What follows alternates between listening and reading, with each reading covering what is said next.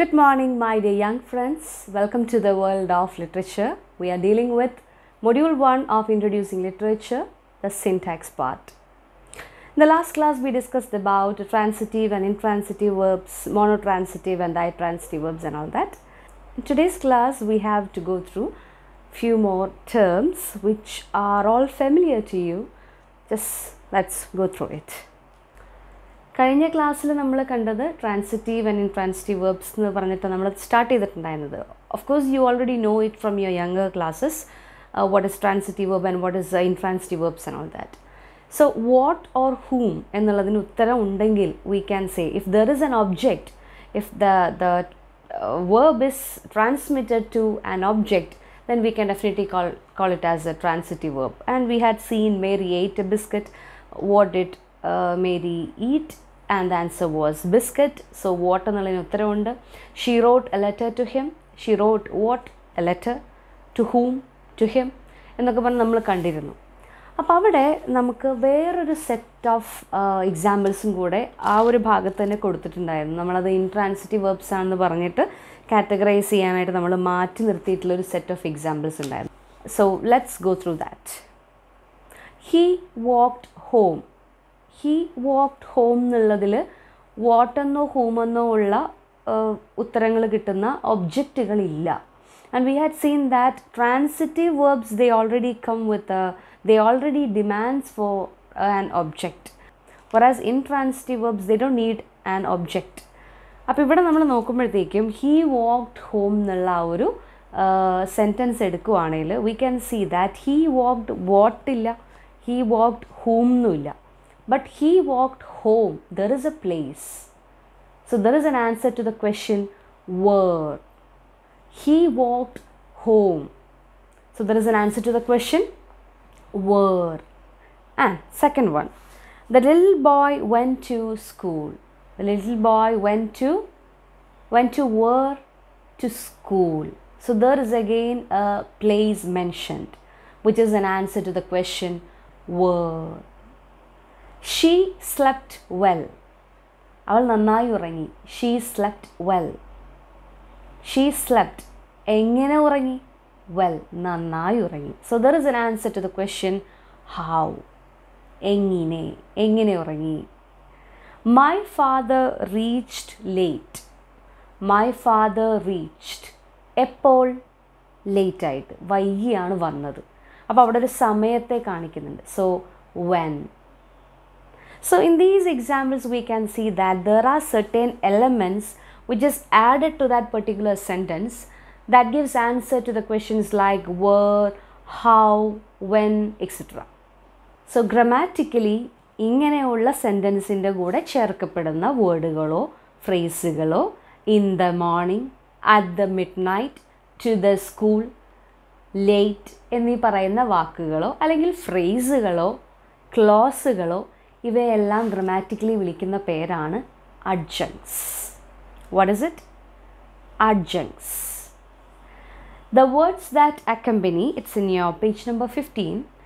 The words that accompany an intransitive verb answer questions like where, how, when, and so on. The words, phrases, or clauses that answer the questions where, how, when are in the grammarian's language adjuncts. So grammariansന്റെ ഭാഷയിൽ ഈ പറഞ്ഞ where and how and when all these are adjuncts. അപ്പോൾ ഒരു question തരികയാണ്, he spoke last night. Find out the adjunct എന്ന് ചോദിക്കുവാണെങ്കിൽ last night he spoke. Okay, he spoke. സംസാരിച്ചു. എപ്പോൾ സംസാരിച്ചു? ലാസ്റ്റ് നൈറ്റിൽ സംസാരിച്ചു. So last night is the adjunct there. And you can expect questions like that for your university exams. ഒരു sentence തന്നിട്ട് അതിന്ന് adjunct ഏതാന്ന് ഐഡൻറ്റിഫൈ ചെയ്യാനായിട്ടുള്ള ചോദ്യങ്ങൾ നമുക്ക് പ്രതീക്ഷിക്കാം.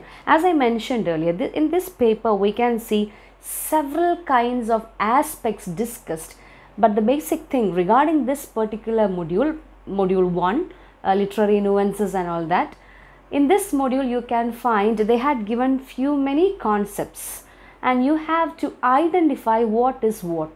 That's all what is needed basically. So you are just introduced with this literary world. Literature എന്താണ്, literature എങ്ങനെയാണ് മനോഹരമായിട്ട് ആളുകളിലേക്ക് മീനിങ് കൺവേ ചെയ്യുന്നത് എന്നൊക്കെയുള്ള വളരെ ബേസിക് ആയിട്ടുള്ള ഒരു ഐഡൻറ്റിഫിക്കേഷനാണ് ഇവിടെ ഈ ഒരു മൊഡ്യൂളിൽ നടക്കുന്നത്. Consider the second example. He spoke at the seminar. He spoke at the seminar. He spoke എവിടെ വെച്ചിട്ട്? at the seminar. So at the seminar is the adjunct there. See, adjuncts എന്ന് പറയുമ്പോഴത്തേക്കും adjuncts are basically optionals. You can avoid, if you avoid adjuncts, there is no issue for the sentence to remain what it has left with. He spoke. Okay, that's enough. There is no need of saying he spoke last night, he spoke at the seminar. ഇതൊന്നും ഇല്ലെങ്കിലും he spoke എന്നുള്ളതിലൂടെ meaning complete ആണെന്നുള്ളതാണ്. Intransitive verb ആയതുകൊണ്ട് തന്നെ that's enough. She slept well. If you take away that well, there is no issue. You can understand. Okay, അവൾ ഉറങ്ങി. അതിന് കൂടുതൽ വിശദീകരണങ്ങൾ കൊടുക്കുന്നതാണ് ഈ പറയുന്ന നന്നായി ഉറങ്ങിയോ നന്നായി അല്ലാതെ ഉറങ്ങിയോ എന്നൊക്കെയുള്ളത്. Okay, he spoke well at the seminar. See, he spoke well at the seminar എന്നുള്ള ഒരു സെൻറ്റൻസ് എടുക്കുവാണെങ്കിൽ you can see he spoke well, നന്നായി പറഞ്ഞു. at the seminar, എവിടെ വെച്ചിട്ട്? at the seminar. So in that particular sentence we can see two questions are answered. how and where. എവിടെ വെച്ചിട്ട് എങ്ങനെ പറഞ്ഞു? സെമിനാറിൽ വെച്ചിട്ട് നന്നായി പറഞ്ഞു. അപ്പോൾ രണ്ട് അഡ്ജങ്സിന് ഉത്തരം തരുന്നുണ്ട്. ഇങ്ങനെ നമ്മൾ നോക്കുമ്പോൾ we can see in the following sentences given in your textbook. he ran quickly home. എങ്ങനെ ഓടി? വേഗത്തിലോടി. he ran quickly. എങ്ങോട്ടേക്ക് ഓടി? വീട്ടിലേക്ക് ഓടി. he ran quickly home. So he ran quickly answers to the question how, home answers to the question where. അപ്പോൾ അവിടെ how, where എന്നുള്ള രണ്ട് അഡ്ജങ്സിൻ്റെ ഉത്തരങ്ങളും ഒരു സെൻറ്റൻസിൽ തന്നെ കൊടുത്തിട്ടുണ്ട്. ഇനി വേറൊരു എക്സാമ്പിൾ നോക്കി, ഇത്തിരി വലുതാണത്. he ran home quickly in the middle of the night. he ran home quickly in the middle of the night. It's a question, so you have to utter it like that, say it like that. he ran home quickly in the middle of the night. So he ran where, home, quickly, how, in the middle of the night, when, in the middle of the night. അപ്പോൾ അവിടെ where, how, when മൂന്ന് അഡ്ജങ്സിൻ്റെ അല്ലെങ്കിൽ മൂന്ന് elements അവിടെ ഒന്നിച്ച് പറഞ്ഞു പോകുന്നുണ്ട്. ഇവിടെ നോക്കുക, ഇതിൻ്റെ ഓർഡർ നോക്കിയേ. വേർ, എങ്ങോട്ടേക്ക് ഓടി? ഹോം. ക്വിക്ക്ലി, എങ്ങനെ ഓടി? വേഗത്തിലോടി, quickly. In the middle of the night, എപ്പോൾ ഓടി? In the middle of the night, പാതിരാത്രിയാണ്, നട്ടപ്പാതിരയ്ക്കാണ് ഓടിയിട്ടുള്ളത്, ടൈം. അപ്പോൾ അവിടെ എഴുത്തുകാരന് എന്താണോ പറയാനായിട്ട് ഉദ്ദേശിക്കുന്നത്, as we discussed this in the case of poetry, അല്ലേ? എഴുത്തുകാരനിപ്പോൾ അത്രയും വിഷമിച്ചിട്ടാണ് അത് പറയുന്നതെന്ന് പ്രൂവ് ചെയ്യാനായിട്ട് ആ ഒരു വല്ലാത്ത ഒരു ഇൻകോൺഗ്രുവിറ്റി, ആ ഒരു ഡിസ്പാരിറ്റി കാണിക്കാനായിട്ട് ഹി മേ യൂസ് ഹൈപ്പർബോൾ. ഞാൻ നിന്നോട് 1000 തവണ പറഞ്ഞില്ലേ എന്ന് നമ്മൾ പറയാറുണ്ട്. അവിടെ ഞാൻ പറഞ്ഞത് നീ ചെവി കൊടുത്തില്ല എന്നുള്ളത് എംഫസൈസ് ചെയ്യാനായിട്ട് he will use I told U 16 times or I told you 17 times. ഇവിടെ നമ്മൾ പറഞ്ഞതിന് ഒരാൾ ഇമ്പോർട്ടൻസ് കൊടുത്തില്ല, എന്നിട്ടത് ചെയ്തുകൊണ്ടിരിക്കുകയാണ്, നമ്മൾ വേണ്ടാന്ന് പറഞ്ഞ കാര്യം ചെയ്തുകൊണ്ടിരിക്കുകയാണ്, അല്ലെങ്കിൽ ഇതുവരെയും പറഞ്ഞത് കേട്ടിട്ടില്ല എങ്കിൽ we will emphasise on that point and we use a lot of exaggeration and say I told you 1000 times. 1000 തവണ പറഞ്ഞില്ലേ എന്ന് പറയും. അപ്പോൾ ഇത് കവിതയിൽ യൂസ് ചെയ്യുമ്പോഴത്തേക്കും അതിന് വേറൊരു മീനിങ് ആണ് കിട്ടുന്നത്. ആ ഒരു പത്തറ്റിക് ആയിട്ട് സിറ്റുവേഷൻ കാണിക്കാനായിരിക്കും. അല്ലെങ്കിൽ പേഴ്സോണിഫിക്കേഷൻ യൂസ് ചെയ്യുന്നത് ഇതുപോലെ തന്നെ പെർട്ടിക്കുലർ ആയിട്ടുള്ളൊരു ആസ്പെക്റ്റ് ക്രിയേറ്റ് ചെയ്യാനായിട്ടായിരിക്കും. എൻജോയ്മെൻറ്റ് യൂസ് ചെയ്യുന്നത്, സീജ്യൂറ യൂസ് ചെയ്യുന്നത്, എൻ സ്റ്റോപ്പ് ലൈൻ യൂസ് ചെയ്യുന്നത്, പെർട്ടിക്കുലർ റിതം യൂസ് ചെയ്യുന്നത്. ഇതുപോലെ തന്നെയാണ് സെൻറ്റൻസിലും. ഒരു സ്റ്റോറിയിലേക്ക് വരുമ്പോഴത്തേക്കും പെട്ടെന്ന് അവിടെ, അപ്പോൾ അവിടെ എന്നുള്ളതിനാണ് ഇമ്പോർട്ടൻസ്. തീക്ഷ്ണമായ 2 കണ്ണുകൾ, അവിടെ അപ്പോൾ 2 കണ്ണുകൾ പ്രത്യക്ഷപ്പെട്ടു. അവൻ വേഗത്തിലോടി, അവൻ എങ്ങനെ ഓടി എന്നുള്ളതിനാണ് ചിലപ്പോൾ ഇമ്പോർട്ടൻസ്. അപ്പോൾ എന്താണോ ആ പെർട്ടിക്കുലർ സിറ്റുവേഷന്, ആ കഥയ്ക്ക് അല്ലെങ്കിൽ ആ ഒരു സിറ്റുവേഷൻ എക്സ്പ്ലെയിൻ ചെയ്യാൻ, ഡിസ്ക്രൈബ് ചെയ്യുമ്പോൾ ആ എഴുത്തുകാരൻ, ഓഥറിന് തോന്നുന്നത്, ആ ഓർഡറിനനുസരിച്ചിട്ടായിരിക്കും ഒരു സെൻറ്റൻസിൽ ഈ പറയുന്ന അഡ്ജങ്സൊക്കെ ഇങ്ങനെ ലിസ്റ്റ് ചെയ്തിട്ട് അല്ലെങ്കിൽ ഇങ്ങനെ സ്ട്രക്ചർ ചെയ്ത് വെച്ചിട്ടുണ്ടായിരിക്കുക. ചിലപ്പോൾ വെൻ എന്നുള്ളതിനായിരിക്കും ഇമ്പോർട്ടൻസ്, എപ്പോൾ സംഭവിച്ചു എന്നുള്ളതിനായിരിക്കും ഇമ്പോർട്ടൻസ്, ചിലപ്പോൾ എവിടെ വെച്ച് സംഭവിച്ചു എന്നുള്ളതിനായിരിക്കും ഇമ്പോർട്ടൻസ്, ചിലപ്പോൾ എന്തായി അയാൾക്ക് പറ്റിയത്, എങ്ങനെയായിരുന്നു അയാളുടെ വികാരം എന്നുള്ളതിനായിരിക്കും importance. Whether he was okay, whether he was upset, whether he was tensed or nervous, അതിനായിരിക്കും ഇമ്പോർട്ടൻസ്. അതിനനുസരിച്ചിട്ടായിരിക്കും ഈ പറയുന്ന സെൻറ്റൻസിൽ ഇത് സ്ട്രക്ചേർഡായിട്ട് വരുന്നത്. Okay, we can see there is an extract from the story of Ruskin Bond, Eyes of the Cat എന്നുള്ള സ്റ്റോറിയിൽ ഒരു ചെറിയ sentence കൊടുത്തിട്ടുണ്ട്. Her steps seemed to grow lighter, her limbs more sinewy as she moved gracefully, softly over the mountain path. So the movement of this girl is mentioned. Her steps seemed to grow lighter, the limbs more sinewy as she moved gracefully. Her movement, it's very graceful, it's very gentle, softly over the mountain path. അപ്പോൾ എങ്ങനെ അവൾ നടന്നു എന്നുള്ളതിന് ശേഷമാണ് എവിടെയാണ് അവൾ നടന്നു എന്നുള്ളത് വന്നിട്ടുള്ളത്. Over the mountain path. So the structure, or when we analyze the structure, we can see that the writer wants to give emphasis on the movement of this particular lady, not about where she had gone. എങ്ങോട്ട് പോയി എന്നുള്ളതിനല്ല അവിടെ ആൾക്ക് റീഡറിലേക്ക് ആ ഒരു intention എത്തിക്കേണ്ടതായിട്ടുള്ളത്, അവൾ എങ്ങനെ നടന്നു എന്നുള്ളതിനാണ്, അവളുടെ നടത്തത്തിനാണ്. So that how is satisfied here in this particular sentence. And after that he had written to where. അപ്പോൾ സെക്കൻഡറി ആയിട്ട് പിന്നെ എവിടെ പോയി എന്നുള്ളതിന് ഇമ്പോർട്ടൻസ് ഉള്ളൂ, പ്രൈമറി ആയിട്ട് ആ നടത്തത്തിനാണ് ഇമ്പോർട്ടൻസ് കൊടുക്കുന്നത്. ഇങ്ങനെ തന്നെയാണ് ഓരോ കഥാകാരന്മാരും ഓരോ എഴുത്തുകാരും എഴുതുമ്പോൾ അവരുടേതായിട്ടുള്ള ആശയങ്ങൾ കൺവേ ചെയ്യാനായിട്ട് ഈ പറഞ്ഞ പോലെ വെൻ ആദ്യമോ വേർ ആദ്യമോ ഹൗ ആദ്യമോ ഒക്കെ കൊടുത്തുകൊണ്ട് ഒരു സെൻറ്റൻസിൽ ഡിഫറെൻ്റ് ആയിട്ട് അതിൻ്റെ പാറ്റേൺസ് മാറ്റിക്കൊണ്ടിരിക്കുന്നത്. ഓക്കെ, അപ്പോൾ ഇത് നമുക്കൊന്ന് മനസ്സിലാക്കി തരാൻ വേണ്ടി മാത്രമാണ് ഇങ്ങനൊരു ടോപ്പിക് ഇവിടെ നമുക്ക് കൊടുത്തിട്ടുള്ളത്. This is how we should read a prose. We should read a story, we should read a sentence, even if it is a newspaper report, all that. Or if it is an essay, or if it is an article or feature. എന്ത് വായിക്കുമ്പോഴും അവിടെ എന്തിനാണ് importance കൊടുത്തിരിക്കുന്നത് എന്നുള്ളത് ആ സെൻറ്റൻസിൻ്റെ structure കണ്ടാൽ നമുക്ക് അത് വായിക്കുമ്പോൾ മനസ്സിലാക്കാനായിട്ട് സാധിക്കും, ഏതിനാണ് ഊന്നൽ കൊടുത്തിട്ടുള്ളത് എന്നുള്ളത്. നമുക്കാണെങ്കിൽ ഈ പറഞ്ഞ പോലെ തന്നെ എൻജോയ്മെൻറ്റ് കണ്ടപ്പോൾ അങ്ങനെ മനസ്സിലായിട്ടുണ്ടായിരിക്കും. ബ്രേക്ക് കൊടുക്കുമ്പോൾ അവിടെ പോസ് ചെയ്യണം, അവിടെ പോസ് ചെയ്തിട്ട് വായിക്കുന്ന ആൾ റീഡർ തിങ്ക് ചെയ്യണം എന്ന് പറയുന്ന പോലെ തന്നെ ഇവിടെ തിങ്ക് ചെയ്യേണ്ടത് ഈ നടത്തത്തെക്കുറിച്ചിട്ടാണ്, അല്ലാതെ സമയത്തെക്കുറിച്ചിട്ടല്ല, അല്ലെങ്കിൽ സ്ഥലത്തെക്കുറിച്ചിട്ടല്ല. ഇനി സ്ഥലമോ സമയമോ ആണ് ആദ്യം വന്നതെങ്കിൽ അതിനാണ് ഇമ്പോർട്ടൻസ് കൊടുക്കേണ്ടത്, എങ്ങനെ നടന്നു എന്നുള്ളതിനല്ല ഇമ്പോർട്ടൻസ് കൊടുക്കേണ്ടത്. Like that we have to analyse each and every sentences in a prose or an extract. Okay. In the sentence, Bond has described how she moves before were. How she moves before were. I think you can see the word how is italicized in the textbook. This could be because he is emphasizing the gracefulness and the softness of her tread and of her walking, and not where she is walking. എവിടേക്ക് നടന്നു എന്നുള്ളതിനൊന്നും അവിടെ importance ഇല്ല. So that's all about this adjunct part. Definitely there will be one or two questions in which they will ask you to identify the adjunct from a particular or a given sentence, and probably from the textbook or from outside. It's very simple. Try to find out if there is any when, or first of all try to find out whether it is a transitive or an intransitive verb. Most probably they'll be giving the question, find out the adjunct, so there is no doubt in it. So just think about if there is how or were or a when is there, and just write it from there. Okay, അപ്പോൾ അവിടെ അതെന്നോ അല്ലെങ്കിൽ ഇന്തെന്നോ എന്നൊക്കെ പറഞ്ഞ് കൊടുത്തിട്ടുണ്ടെങ്കിൽ, അല്ലെങ്കിൽ ആ ഒരു ഇമോഷൻസിനെ കൊടുത്തിട്ടുണ്ടെങ്കിൽ വെൽന്നോ അപ്സെറ്റ് ആണെന്നോ അങ്ങനെ എന്തെങ്കിലുമൊക്കെ കൊടുത്തിട്ടുണ്ടെങ്കിൽ definitely we can understand that it answers to that question how or when or where. അങ്ങനെ അതൊന്ന് എഴുതാനായിട്ട് സാധിക്കും. സിമ്പിളായിട്ടുള്ളൊരു കാര്യമാണ്. Moving on to the next simple tiny topic called as particle. See, while going through this language, this English language, we can see tiny particles here and there. നമ്മൾ ആ ഭാഷ use ചെയ്യുമ്പോൾ നമുക്കറിയാൻ പറ്റും. They won't say sit, they would say sit down, or not stand alone, stand up, or they would say come on, വരൂ എന്നുള്ളതിനെ come എന്ന് പറയാതെ come on.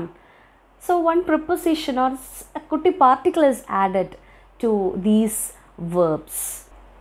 So these tiny particles or kuti particles or preposition is basically without any lexical meaning, but it adds one flavor, or it won't change any meaning. It adds some flavor to the language. Sit എന്ന് പറയുന്നതിനെക്കാട്ടിലും sit down എന്ന് പറയുമ്പോഴായിരിക്കും കുറച്ചും കൂടെ അതിൻ്റെ ആ ഒരു ഭാഷ അതിൻ്റേതായിട്ടുള്ളൊരു ഭംഗിയിലേക്ക് ചെന്നെത്തുന്നത്. അല്ലെങ്കിൽ stand എന്ന് പറയുന്നതിനേക്കാളും സ്റ്റാൻഡ് അപ്പ്, കം ഓൺ എന്ന് പറയുമ്പോൾ അതിനൊരു ഋതമുണ്ട് അല്ലേ, അതിനൊരു പ്രത്യേക ഒരു ഫ്ലേവർ ഉണ്ട് എന്നാണ് പറയുന്നത്. So native speakers they use certain particles in this language in English, and there are certain other elements, other adverbs or prepositions which will, when we add it to a verb, they can change the meaning of it. They can definitely change the semantic meaning of that particular word. So ഈ പറയുന്ന ചെറിയ particles ആ വേർഡിൻ്റെ കൂടെ, ആ വേർബിൻ്റെ കൂടെ ചേരുന്നത് കൊണ്ട് പ്രത്യേകിച്ച് അതിനൊരു മീനിങ് ചേഞ്ച് ഒന്നും ഉണ്ടാവുന്നില്ലെങ്കിൽ, ചില ആളുകൾ ചില ഈ പറയുന്ന പോലുള്ള പ്രിപ്പൊസിഷൻസ് വേർബിൻ്റെ കൂടെ ചേരുമ്പോൾ മീനിങ് ചേഞ്ച് ആവുന്ന സിറ്റുവേഷൻസും ഉണ്ട്. അത്തരം വേർബ് ഫ്രേസുകളെ, ഈ മീനിങ് ചേഞ്ച് ക്രിയേറ്റ് ചെയ്യുന്ന വേർബ് ഫ്രേസുകളെ വിളിക്കുന്ന പേരാണ് phrasal verbs. Hope you know this topic. Again, I'm saying that all these are much familiar topics to you. So we are now dealing with phrasal verbs. In a basic English traditional grammar, we can say a phrasal verb is a combination of 2 or 3 verbs from different grammatical categories. There will be a verb, an adverb or a preposition, and it will create a different meaning, a different semantic. It will become a different semantic unit. വേറൊരു meaning ആണ് ഈ പറയുന്ന proposition ചേർന്ന് വരുമ്പോൾ ആ വാക്ക് കൈവരിക്കുന്നത്. For example the verb put. Put എന്നുള്ളതിൻ്റെ ബേസിക് ആയിട്ടുള്ള മീനിങ് എന്ന് പറയുന്നത് ഇടുക എന്നുള്ളതാണ്. whereas when we add up or up with or on or off to the same put, we can see that the meaning shifts. അപ്പോൾ ഇങ്ങനെയുള്ള meaning change വരുത്തുന്ന verb ഫ്രേസുകളെ വിളിക്കുന്ന പേരാണ് phrasal verbs എന്ന്. We can see what's written here. There are also verb phrases which change meanings with change in particles. For instance, look after. Look after means take care of, to take care of. Look at means to think about something. And look into means look into that matter, to try to find out, or try to discover some fact out of it. Or go through the portions. Put on. What's the meaning of put on? ഇടുക എന്നുള്ളതാണോ? അല്ല, ധരിക്കുക എന്നുള്ളതാണ്. wear, put on, wear. Put up with. What's the meaning of put up with? ഇട്ടു എന്നാണ് അർത്ഥം. അല്ല, tolerate. Or put off. Put off means to postpone or to delay. So these are the phrasal verbs. Let's see. Look at the following sentence. See how the meaning of put changes in the second with the particle on accompanying. He put the book on the table. There is no meaning change. He put the book on the table. He put on his hat.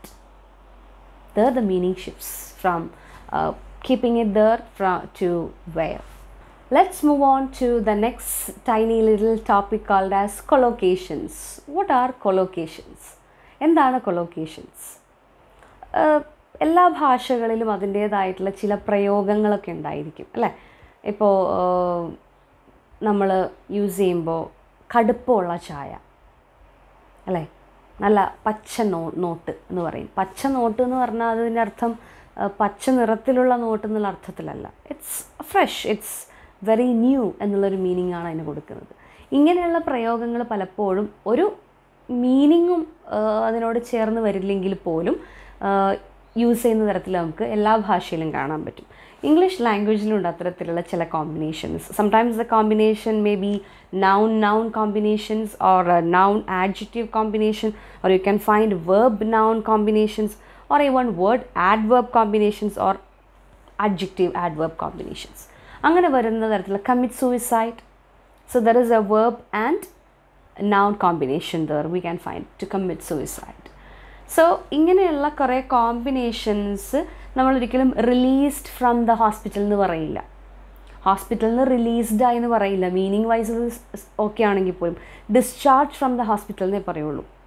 അതേസമയം prison ആണെങ്കിൽ we would say release from the prison എന്ന് പറയും. Do your home work എന്നാണ് പറയുക, make your home work എന്ന് പറയില്ല. അതേസമയം make the bed എന്ന് പറയും. മേക്ക് ദ ബെഡ് എന്ന് വെച്ചാൽ ബെഡ് ഉണ്ടാക്കാനുള്ള അതിൻ്റെ അർത്ഥം. ബെഡ് നന്നായിട്ട് ക്ലീൻ ആയിട്ട് അത് വിരിക്കുക, കിടക്കാൻ വേണ്ടി പ്രിപ്പയർ ചെയ്യുക എന്നുള്ള അർത്ഥത്തിലാണ് to make the bed. So ഇങ്ങനെയുള്ള കുറേ പ്രയോഗങ്ങളെ, കൺവെൻഷനലായിട്ട് യൂസ് ചെയ്യുന്ന കുറേ യൂസേജിനെ കോമ്പിനേഷൻ ഓഫ് വേർഡ്സിനെ വിളിക്കുന്ന പേരാണ് കൊളോക്കേഷൻസ് എന്നുള്ളത്. Okay, so collocation, every language, in page number 27 you can see that every language has its conventional word combinations. These combinations may be noun noun, adjective noun, verb noun, verb adverb or adjective adverb that go together naturally in a language. There is not always a logical reason why they fit together. See, that's a very important point. There is no logical reason why they are going together. It's just part of that language. It's just the conventions of that particular language. ആ ഭാഷയുടെ രീതി അങ്ങനെയാണ്.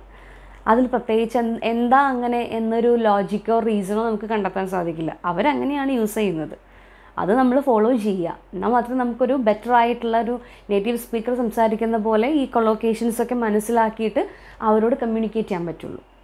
It's just for understanding literature as well as to communicate.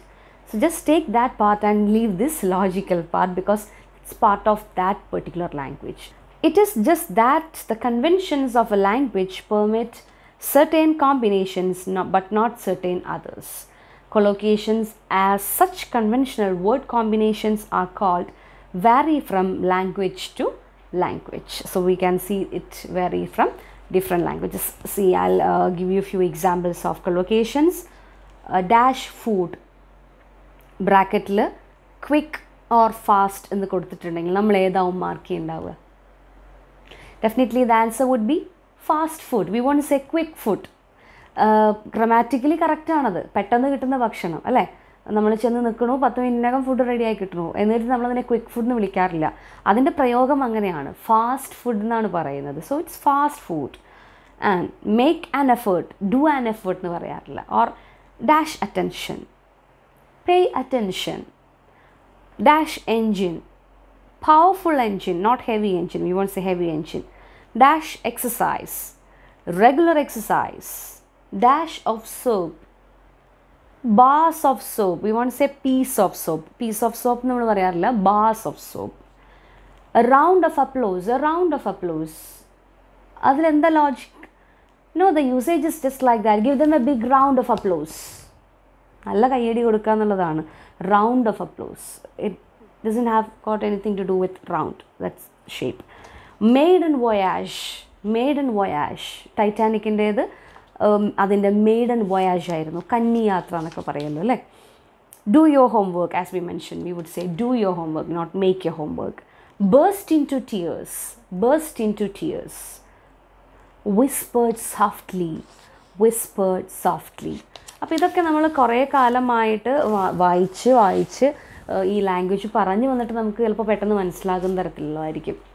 അല്ലാത്ത പക്ഷം ഇത് കേൾക്കുമ്പോൾ ഇതെങ്ങനെ ഇത് കറക്റ്റ് ആവും ലോജിക്കലി എന്ന് ചിലപ്പോൾ തിങ്ക് ചെയ്ത് നിൽക്കുന്ന സിറ്റുവേഷൻസ് വന്നു വന്നിരിക്കാം. അതാ ഇവിടെ വീണ്ടും കുറച്ച് എക്സാമ്പിൾസ് കൂടെ കൊടുത്തിട്ടുണ്ട്. Strong collocates with tea but not with rain, whereas dark collocates with chocolate not with tea. നമ്മൾ കടുപ്പമുള്ള ചായ അല്ലെങ്കിൽ നല്ല ചായ നല്ല കടുപ്പത്തിലായിരിക്കും, അതിൻ്റെ നിറം വളരെ ഡാർക്ക് ആയിരിക്കും, എന്നിട്ട് നമ്മളതിന് ഡാർക്ക് ടീ എന്ന് പറയാറില്ല. ചോക്ലേറ്റിന് ഡാർക്ക് എന്ന് പറയും, അതേസമയം നമ്മൾ ടീന് ഡാർക്ക് ടീ എന്നല്ല പറയുക, സ്ട്രോങ് ടീ എന്നാണ് പറയുക. അതിശക്തമായി പെയ്യുന്നൊരു മഴ കണ്ടിട്ട് നമ്മൾ വാട്ട് സ്ട്രോങ് റെയിൻ നമ്മൾ പറയാറില്ല, ഹെവി റെയിൻ എന്നാണ് പറയാറ്. അപ്പോൾ റെയിനിന് കൂടെ ചേരുന്ന കൊളോക്കേഷൻ ഹെവിയാണ്, അതേസമയം ചായയുടെ കൂടെ ചേരുന്ന കൊളോക്കേഷൻ സ്ട്രോങ് എന്നുള്ളതാണ്. ചോക്ലേറ്റിൻ്റെ കൂടെ ഡാർക്ക് ഓർ മിൽക്ക് അല്ലേ. അപ്പോൾ അങ്ങനെയുള്ള ചില കൊളോക്കേഷൻസ് ഉണ്ട് ഓൾറെഡി ഫിക്സഡ് ആയിട്ട്. അത് ആ ലാംഗ്വേജിൻ്റെ കൺവെൻഷൻ, അതിൻ്റെ റൂൾസ് പ്രകാരം, അതിൻ്റെ രീതി പ്രകാരം അതിനുണ്ട്. അത് ഫോളോ ചെയ്യുക എന്നുള്ളത് മാത്രമേ ഉള്ളൂ. Rain usually collocates with heavy. You can have great admiration for somebody but not big admiration. We couldn't say I have big admiration for Lalettan or Mammukka. Great admiration, admiration will go with great. Collocations come naturally to native users of the language, but non-native users, just like us, must learn the correct collocations to speak and write English fluently. അപ്പോൾ നല്ല രീതിയിൽ English ഭാഷ use ചെയ്യണമെങ്കിൽ fluent ആയിട്ട് സംസാരിക്കണമെങ്കിലൊക്കെ ഈ native speakers use ചെയ്യുന്ന ഇത്തരത്തിലുള്ള കുറേ ടെക്നിക്കുകൾ നമ്മളും കൂടെ പഠിച്ചു വയ്ക്കുക. ഇത്തരത്തിലുള്ള യൂസേജസ് പലപ്പോഴും നമുക്കറിയാം, പല മൂവീസ് ഓർ ഈ പറയുന്ന ന്യൂസ് ചാനൽസൊക്കെ കാണും, അല്ലെങ്കിൽ newspaper reports, English news പേപ്പേഴ്സൊക്കെ വായിക്കുന്ന സമയത്ത് ഈ പറയുന്ന കൊളോക്കേഷൻസൊക്കെ നമുക്ക് വായിച്ചെടുക്കാനും മനസ്സിലാക്കി എടുക്കാനൊക്കെ പറ്റും. So we can also speak like a native speaker. We can also try to speak like a native speaker. Okay, so these are the few tiny things that we discussed today. What are all these things? Adjuncts. We began with adjuncts. Adjuncts നമ്മൾ കണ്ടു were, how or when എന്നൊക്കെയുള്ള ഉത്തരങ്ങൾ കിട്ടുന്ന തരത്തിലുള്ള വേർഡ്സോ ഫ്രേസസോ ക്ലോസസോ ഒക്കെ ഒരു സെൻറ്റൻസിൻ്റെ കൂടെ ചേർന്ന് വരികയാണെങ്കിൽ we can call them as adjuncts. Grammatically it is called as adjuncts, and definitely there will be a question to find out an adjunct. He spoke at the seminar, he spoke quickly, he ran quickly. All these are examples. Then we moved on to the tiny particles added to these verbs, which are called as verb phrases. And verb phrases എന്ന് പറയുമ്പോഴത്തേക്കും അവിടെ നമുക്ക് meaning change വരാത്ത verb phrases കണ്ടിരുന്നു. Sit down, stand up, come on and all that. So all these are verb phrases which doesn't create any meaning change, whereas there are certain other verb phrases in which there is a meaning change when used with certain prepositions or adverbs and all that. They are called as phrasal verbs എന്ന് കണ്ടു. Phrasal verbs identify ചെയ്യാനായിട്ട് definitely ഉണ്ടായിരിക്കും. ഈ പറഞ്ഞ പോലെ തന്നെ look, take, give, bring, put എന്നീ പറയുന്ന ഫ്രേസൽ വെർബ്സ് ഒക്കെ ഒന്ന് ബേസിക്കായിട്ട് വരാൻ സാധ്യതയുള്ള, ചോദിക്കാൻ സാധ്യതയുള്ള, കോമൺ ആയിട്ട് യൂസ് ചെയ്യുന്ന ഫ്രേസൽ വെർബ്സ് നമുക്കൊന്ന് നോക്കിയിട്ട് പോവാം. എക്സാം ടൈമിൽ നമ്മളൊന്ന് റിവൈസ് ചെയ്യുമ്പോൾ കുറച്ചധികം എക്സാമ്പിൾസ് ഒക്കെ വെച്ചിട്ട് റിവൈസ് ചെയ്യാം. ആൻഡ് ദെൻ പിന്നെ നമ്മൾ കണ്ടത് കൊളോക്കേഷൻസ് ആണ്. കൊളോക്കേഷൻസ് എന്ന് പറയുന്നത് certain word combinations in a particular languageനെയാണ് നമ്മൾ കൊളോക്കേഷൻ വിളിക്കുന്നത്. It can be noun or verb noun or adjective adverb or adjective noun or adverb noun and all that. എങ്ങനെ വേണമെങ്കിലും കമ്പൈൻ ചെയ്ത് വരാം. കുറച്ച് കൊളോക്കേഷൻസ് നോക്കി വയ്ക്കുക. 5 മാർക്സ് ക്വസ്റ്റ്യൻ ആയിട്ട് ആണ് ചോദിക്കാറുള്ളത്. ഒരു പാരഗ്രാഫ് തന്നിട്ട് don't worry about anything because there will be bracket. There will be bracket given for that particular question, collocation. Bracket തന്നിട്ടുണ്ടായിരിക്കും, അതിനകത്ത് വേർഡ്സ് തന്നിട്ടുണ്ടായിരിക്കും. നിങ്ങളത് കറക്റ്റ് സ്യൂട്ട് ചെയ്യുന്ന പോലെ വെക്കുക. പക്ഷെ അത് സ്യൂട്ട് ചെയ്യുന്ന പോലെ വെക്കുന്നെങ്കിൽ അത് എന്തായിരിക്കണം യൂസ് ചെയ്തിട്ടുണ്ടായിരിക്കുക എന്നുള്ളത് നമ്മൾ അറിഞ്ഞിരിക്കണം. അത് അറിഞ്ഞിരിക്കണമെങ്കിൽ ആ യൂസേജ് അറിയണം. നമുക്കൊരിക്കലും മീനിങ് വെച്ചിട്ട് കൊളോക്കേഷൻസ് വെക്കാനായിട്ട് സാധിക്കില്ല. അതാണ് നമ്മളിപ്പോൾ കണ്ടത്. ലോജിക്കലി ഓർ റീസൺ വെച്ച് നോക്കിയാൽ നമുക്കതിൻ്റെ ഉത്തരം കണ്ടെത്താൻ സാധിക്കില്ല. അങ്ങനെയാണത് യൂസ് ചെയ്യുന്നത് എന്നുള്ളത് അറിഞ്ഞു വെച്ചാൽ മാത്രമേ ഉത്തരം കറക്റ്റായിട്ട് എഴുതാൻ പറ്റുള്ളൂ. So that's all about today's class. We'll meet you in the next class with few more topics left in this part called as syntax.